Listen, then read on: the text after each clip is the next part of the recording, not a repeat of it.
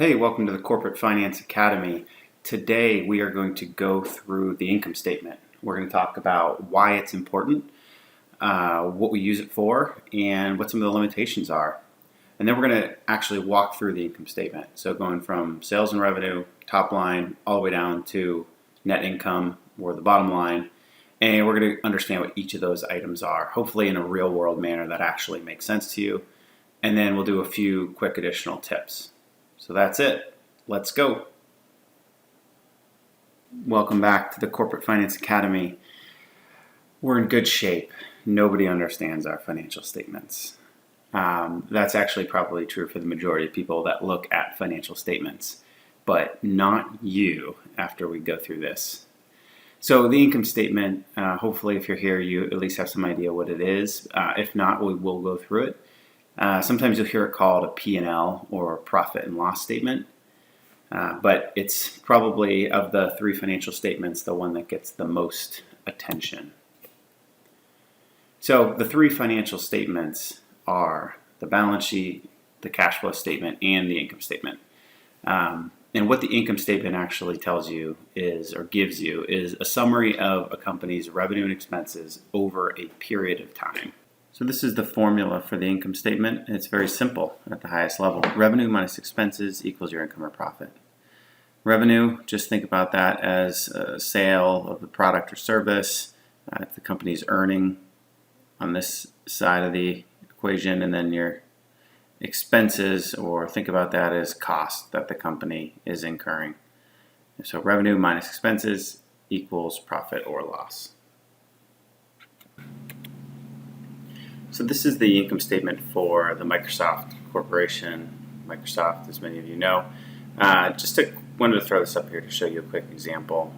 You've got revenue here, you've got your cost here, expenses, and then you get operating income and the walk down to net income. This will look a little bit different depending on the company.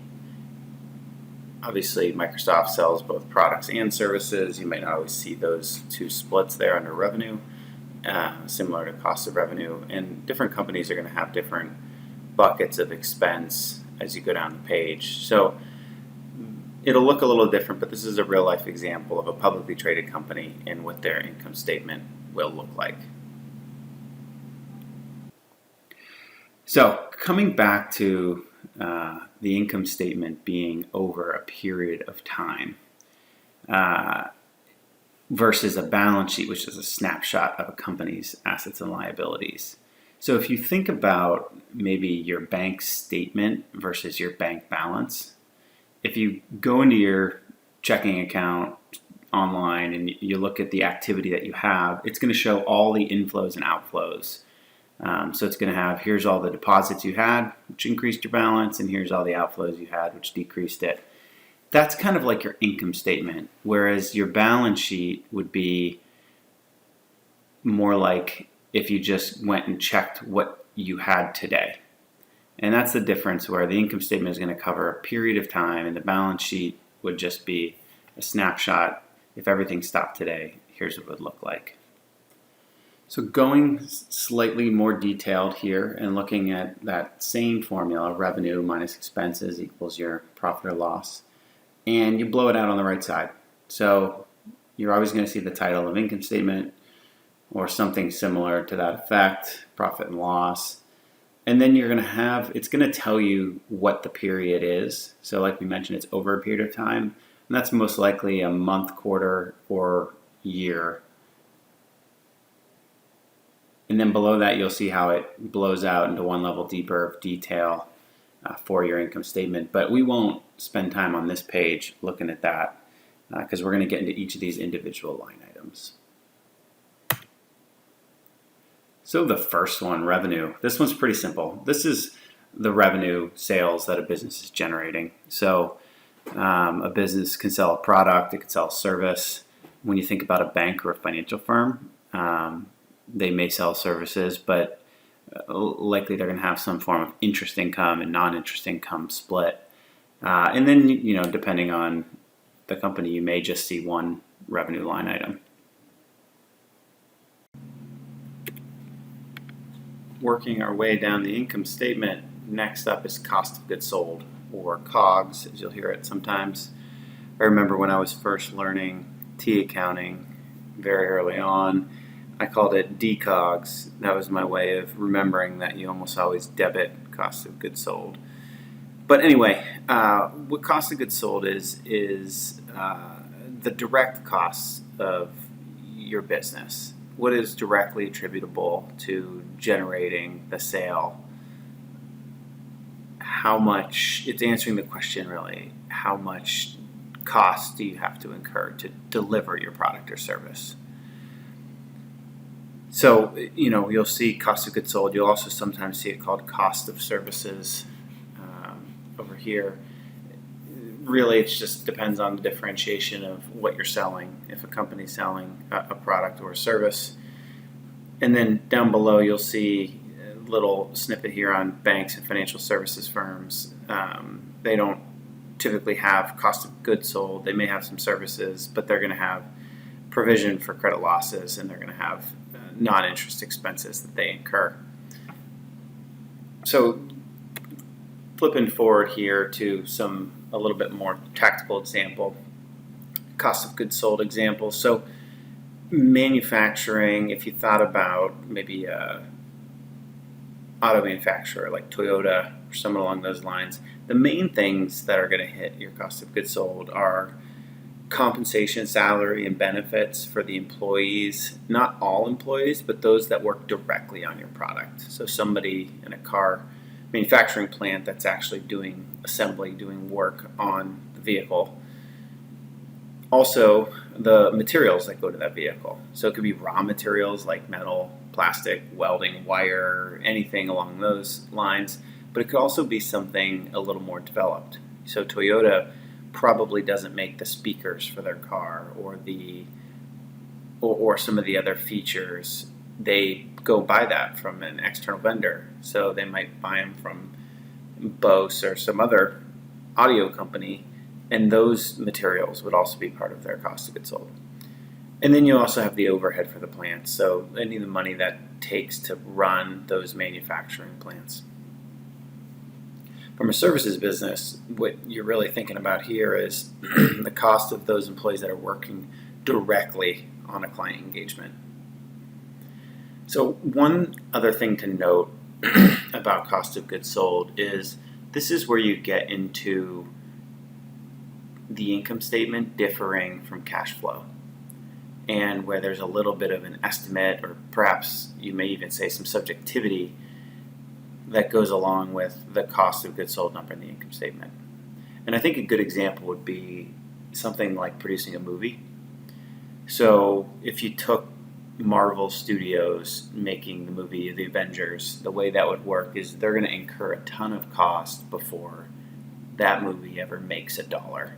So they've got to pay actors, they've got to film, they're going to have a $200 million plus budget to create that movie, and they're spending that cash. So they're having cash go out the door. But the reality from an accrual accounting standpoint is what they're going to try to do is they're going to match that cost to the revenue that they incur. So likely that will somehow be amortized, and they'll spread that cost out as they have the revenue. So the revenue is going to come in the form of their domestic box office release and their international box office release, streaming, video, DVDs, licensing to HBO or any TV network downstream.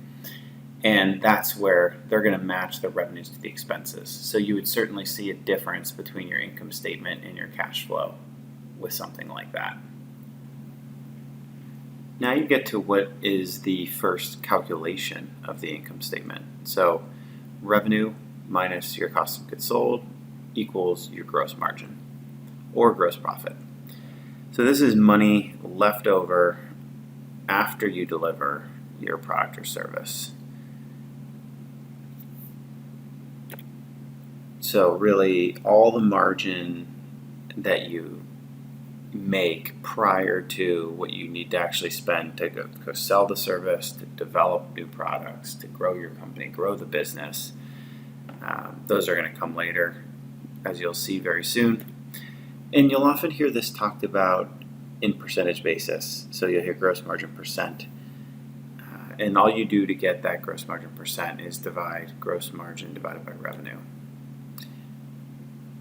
As you would assume, higher gross margin is better, but it really depends a lot on the industry you're in. So if you take an industry like the software tech, you might see 80% plus in gross margin for some of those companies.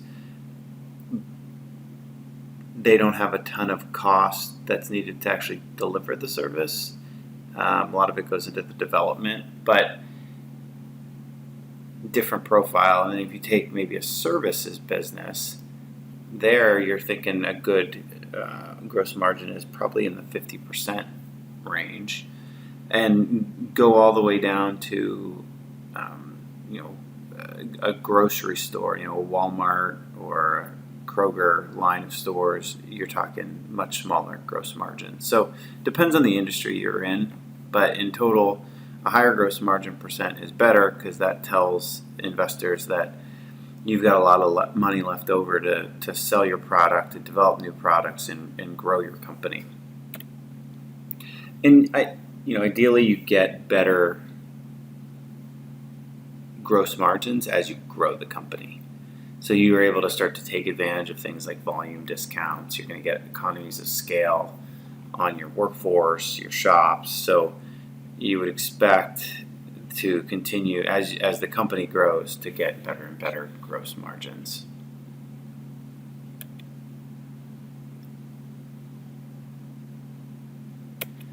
So skipping to operating expenses, this is all your remaining expenses that are beyond cost of goods sold. So what you need to do to run and grow your business.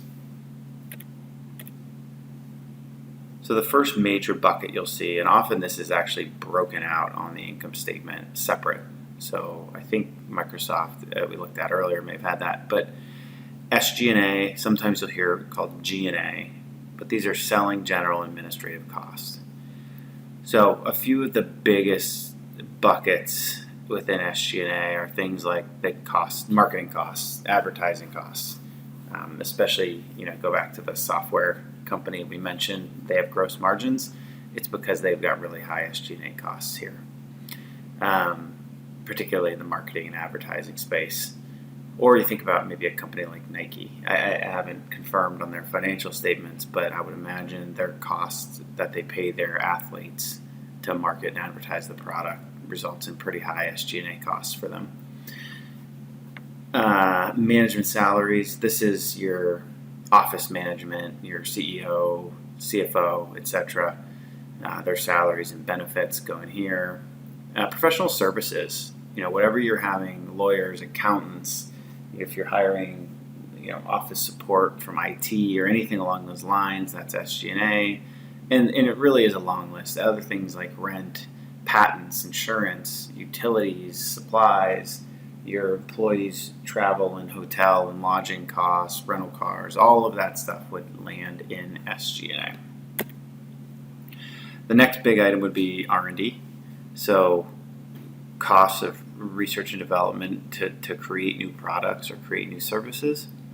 And, I think you'll see some companies have significant costs that are more focused on engineering and technology, like Northrop Grumman, big auto manufacturers, aerospace companies. They're always pushing the envelope to try to deliver new technology, new products, and new services. Tesla, I would imagine, spends a lot of money on R&D. And then you have other operating costs. So this could be a number of different things. Companies will have different elements in an all other bucket, perhaps. And frankly, any of these on the actual income statement itself, you may see broken out. We just, for simplicity here, have operating expenses. Companies want to control these to the extent they can. These are, you want to make sure that a dollar invested here is ultimately hoping to grow the business, grow your talent, workforce, or technology. You want to be eyes on these expenses to make sure you're controlling them. So it's complicated, going down the income statement. So, if you have questions, or as we go through this, we're covering something too fast and you'd like some help to see another video to try to explain it, anything at all, questions, comments, please leave it down below. If you're enjoying it so far, make sure you subscribe or like the video. And if you don't like it, hit the dislike button. All right, your next calculation, which is operating income, which just takes gross margin and subtracts operating expenses, and you get operating income. You'll also hear this called operating profit, op profit, operating margin, EBIT, which is earnings before interest and taxes. But at the end of the day, this is what I view probably the most useful number for understanding the operating performance of a company. So this is, before you get into kind of some of the non-core issues, earnings from other areas, interest expense that we'll get into, we'll briefly cover on the next slide here, but it tells you your underlying operations, what's going on outside of any of these one-timers or strange things. So very important number. A lot of investors and analysts pay a lot of attention to this line item. Now you're at other income / interest expense, and we're going to cover a couple other items on this page too. But other income is gains from non-core activities. It could be like selling a long-term asset or some sort of one-time sale or one-time windfall. These are things outside of your normal operational practices or operating practices. Then you have interest expense, so this is costs related to borrowing. Then the line income before taxes is math. So it's operating income minus your other income and interest expense. And just remember that other income line, that could go either way. You could have positive revenue. That could be income producing, or it could be eroding your income. And then the last item on this page is provision for taxes. So this could be actual taxes, or it could be a provision where the company estimates what it will pay for that given period.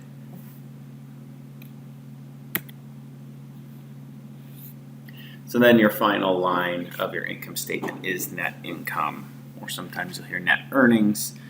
This is your income after all of your costs, whether it be cost of goods sold, expenses, interest, taxes, anything. You'll hear this called the bottom line. It's ultimately what companies are measured to. When you tune into CNBC and they talk about earnings, this is what they're talking about.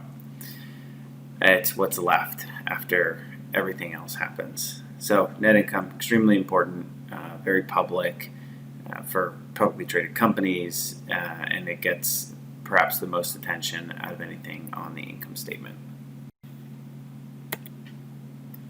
So really quickly, why is the P&L useful? Because looking at the cash flow statement alone, it's not going to tell you everything. You've got to understand both timing of cash as well as your revenue and your costs to get the full picture.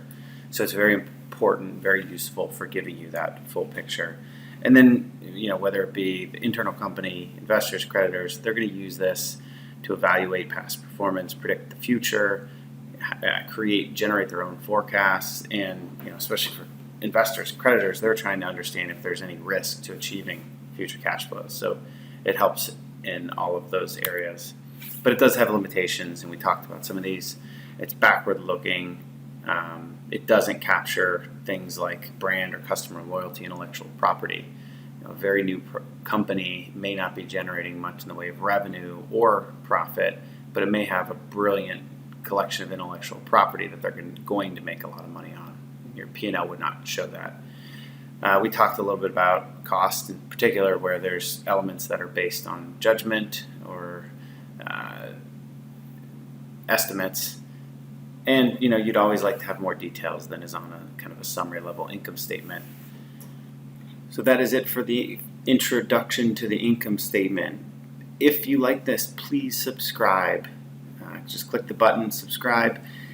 If you like the video, you can also like or dislike. But please leave us comments, questions, or if there are any videos you'd like to see in the future, feel free to post those below. Best of luck in your finance learning, and be sure to reach out to us if we can help in any way. Thanks.